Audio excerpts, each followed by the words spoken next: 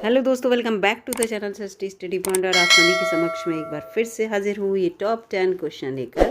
और आपको पता है ये टॉप 10 क्वेश्चन जो हैं, भले ही कहने के लिए 10 क्वेश्चन है, लेकिन जब हम इनको तैयार कर लेते हैं तो कम से कम 30 से 40 क्वेश्चन हमारे रेडी हो जाते हैं। तो आज की सीरीज़ में देखते हैं पहला क्वेश्चन कौन सा है। और वीडियो अच्छी लग रही हो तो लाइक कीजिएगा, चैनल पे नए हो तो सब्सक्राइब कीजिएगा। करंट अफेयर की क्वेश्चन हर किसी एग्ज़ाम के लिए इम्पॉर्टेंट हैं। यूथ वर्ल्ड तीरंदाजी चैंपियनशिप की रिकर्व कैटेगरी में गोल्ड जीतने वाले पहले भारतीय कौन बने हैं। तो रिकर्व आप सोच रहे होंगे ये क्या है। तो ये जो इनका धनुष होता है जिसे बो कहते हैं, ये 3 तरह के होते हैं इस कैटेगरी में, मतलब तीरंदाजी में। तो एक उसमें रिकर्व कैटेगरी भी होती है, ठीक है। धनुष की जो कैटेगरी है वो है। तो इसमें गोल्ड जीतने वाले पहले भारतीय कौन से बने हैं, तो वो बने हैं पार्थ सालुंखे। अब इनके बारे में पढ़ लेते हैं। यूथ वर्ल्ड तीरंदाजी चैंपियनशिप में भारत के पार्थ सालुंखे ने इतिहास रचते हुए चैंपियनशिप की रिकर्व कैटेगरी में गोल्ड मेडल जीतने वाले भारत के पहले खिलाड़ी बन गए हैं। इस वर्ष भारतीय टीम ने सर्वाधिक 11 पदक जीते। महाराष्ट्र के सतारा के 19 वर्षीय पार्थ ने अंडर 21 पुरुष रिकर्व व्यक्तिगत फाइनल में कोरियाई खिलाड़ी को मात दी। इस टूर्नामेंट का आयोजन लिमरिक आयरलैंड में किया गया था, ठीक है। तो इसमें कितने सारे आपके क्वेश्चन तैयार हो गए कि कहाँ पर तैयार किया, कहाँ पर ये कार्यक्रम हुआ था, टूर्नामेंट किसको मात दी थी इन्होंने और कौन जीता था। और अंडर 21 वाले श्रृंखला में ये थे। और रिकर्व क्या होता है ये भी मैंने आपको बता दिए। ये इनके 3 टाइप के धनुष से जो होता है वो निशानेबाजी होती है, इसमें एक रिकर्व भी एक है। भारत के किस बैडमिंटन खिलाड़ी ने कनाडा ओपन का टाइटल जीता है। तो इसका उत्तर है लक्ष्य सेन, ठीक है। किसने जीता है? लक्ष्य सेन ने। अब यहाँ पर ये आ गया भारत के 21 वर्षीय बैडमिंटन, ठीक है, कनाडा ओपन जो है वो बैडमिंटन से रिलेटेड है।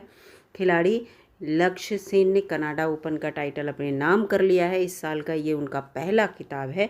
सेन ने मेंस सिंगल जो हुआ था, ठीक है, मेंस सिंगल की बात हो रही है कि फाइनल में ऑल इंग्लैंड ओपन का जो चैंपियन और चीनी शटलर हैं जो ली शी फेंग को हराया, ठीक है। लक्ष्य सेन अगस्त 2022 में राष्ट्रमंडल खेलों के चैंपियन भी बने थे, ठीक है। तो यहाँ पर ये 2 क्वेश्चन आपके तैयार होगा। अब तीसरे क्वेश्चन पे आते हैं। अंतर्राष्ट्रीय वित्तीय सेवा केंद्र प्राधिकरण के नए अध्यक्ष किसे नियुक्त किया गया है। तो वो है के राजा रमन। किसे नियुक्त किया गया है? के राजा रमन को। अब यहाँ पर भारत सरकार ने दूर संचार सचिव जो हैं उनके, वो के राजा रमन जो हैं भारत सरकार को अंतर्राष्ट्रीय वित्तीय सेवा केंद्र प्राधिकरण, ठीक है, ये दूर संचार के इस समय सचिव हैं के राजा रमन। इनको अंतर्राष्ट्रीय वित्तीय सेवा केंद्र प्राधिकरण का नया अध्यक्ष नियुक्त किया गया है। वह नियामक प्राधिकरण के पहले अध्यक्ष श्रीनिवास का स्थान लेंगे, ठीक है। अब इसके बारे में बात हो रही है। अंतर्राष्ट्रीय वित्तीय सेवा केंद्र प्राधिकरण, जिसे IFSCA कहा है, ठीक है। IFSCA की स्थापना अप्रैल 2020 में अंतर्राष्ट्रीय वित्तीय सेवा केंद्र प्राधिकरण अधिनियम 2019, ठीक है, ये 2020 में इसकी स्थापना हुई, ठीक है, 2019 के अधिनियम के तहत। इसका मुख्यालय गिफ्ट सिटी यानी कि गांधीनगर में है। गांधीनगर कहाँ है? गुजरात में। फिर है अगला क्वेश्चन। किस फार्मूला 1 रेसर ने ब्रिटिश ग्रैंड प्री का टाइटल अपने नाम कर लिया है। तो इसका उत्तर है मैक्स वेरस्टेपेन। किसने कर लिया अपने नाम? मैक्स वेरस्टेपेन ने। रेड बुल के फार्मूला 1 रेसर मैक्स वेरस्टेपेन ने ब्रिटिश ग्रांड प्री का टाइटल जीत लिया है। लगातार उनका 6ठा खिताब है।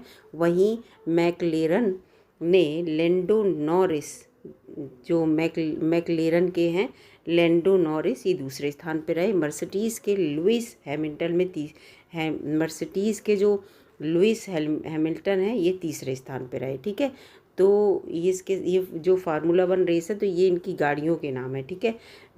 वेरस्टेपन की पहली ब्रिटिश ग्रांड प्री जीत ने रेड बुल को मैकलेरन की लगातार 11वीं रेस जीत के रिकॉर्ड में ला दिया है, ठीक है। इनकी जो इस रेड बुल जो है, इन रेड बुल जब ये जीत गए हैं वेरस्टेपेन, तो रेड बुल जो है वो मैकलेरन की लगातार 11वीं रेस, जो इनकी 11 रेस की जो जीत है उसके रिकॉर्ड के बराबर इन्होंने ला दिया है। हाल ही में मैक्स वेरस्टेपेन ने ऑस्ट्रेलियाई ग्रांड प्री का टाइटल अपने नाम किया था। ठीक है, तो यहाँ पर ये आ गया। यहाँ पर ये है कि ये जो फार्मूला 1 रेस होती है उसमें आपने देखा ही होगा कि जो कार होती है इनकी अलग अलग ब्रांड की, उनमें जो है रेस होती है, तो ये कार के नाम है। इस चीज़ में आप कंफ्यूज मत होना। ये देखिए, मैं यहाँ फिर से आपको बता दे रही हूँ। ये देखिए, देखिए ये देखिए यहाँ पर, ये देखो मैक्लेरन और ये देखो मर्सिडीज़।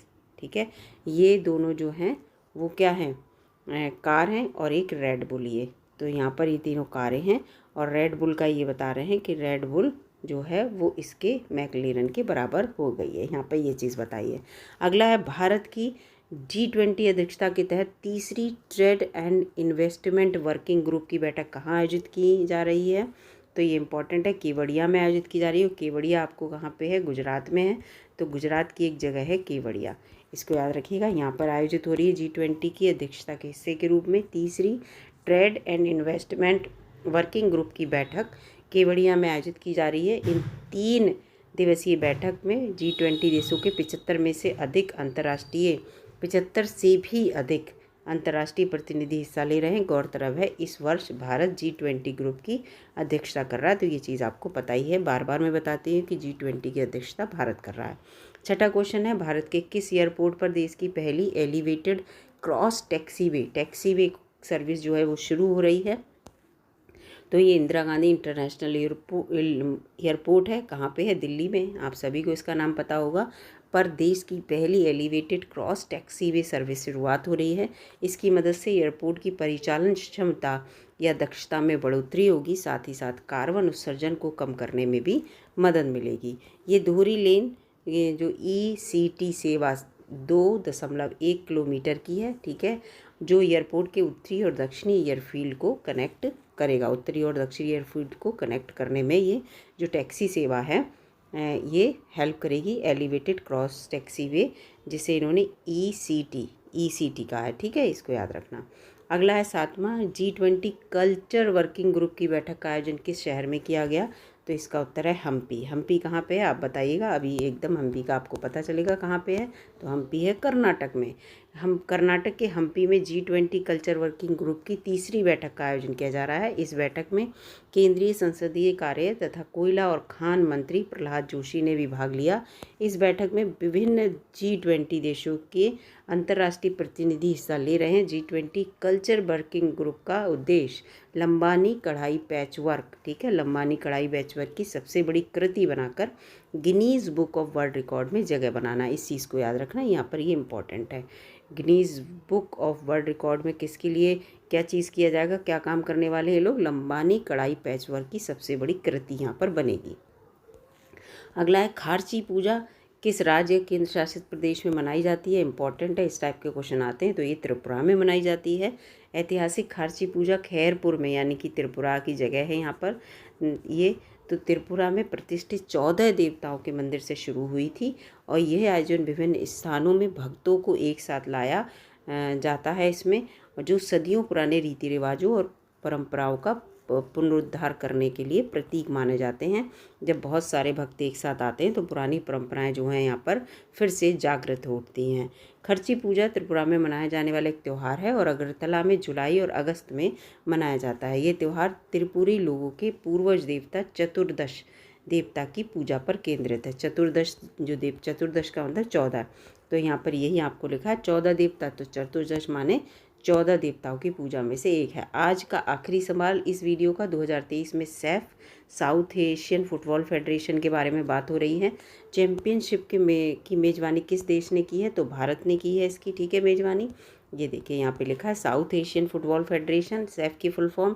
चैम्पियनशिप में भारत बेंगलुरु के श्री कांतिरावा ये देखिए बेंगलुरु का स्टेडियम है, श्री कांतिरावा स्टेडियम में सेमीफाइनल में लेबनान से क्या हुआ, भिड़ने को क्या हुआ, तैयार हुआ। और फिर क्या हुआ उसके बाद यहाँ पर भारत ने इससे पहले सैफ चैम्पियनशिप में नेपाल पर 2-0 से जीत हासिल की थी। 2022 में भारत ने फाइनल में बांग्लादेश को 5-2 से हराकर सैफ U20 का खिताब बरकरार रखा 2022 में। और 2023 में जो है सेमीफाइनल में, अभी पूरा फाइनल नहीं हुआ है, तो सेमीफाइनल में जो है लेबनान से भिड़ने को भारत तैयार है इस समय। ठीक है, इस चीज़ को याद रखिएगा। इससे पहले नेपाल को हरा चुका है और भारत इसकी मेज़बानी कर रहा है। तो ये जो श्रृंखला है SAFF चैम्पियनशिप जो है फुटबॉल से रिलेटेड इम्पॉर्टेंट हो जाती है इंडिया के पर्पज़ से। तो इसलिए यहाँ पर देखिए ये 10 क्वेश्चन मैंने आपको तैयार करा दिए। 10 क्वेश्चन से आपके बहुत सारे क्वेश्चन तैयार हुए होंगे। और वीडियो अगर आपको अच्छी लगी दोस्तों तो लाइक कीजिएगा, चैनल पर नए हो तो सब्सक्राइब भी करके जाइएगा। मिलती हूँ आपसे इसी प्रकार की अगली वीडियो में, तब तक के लिए नमस्कार।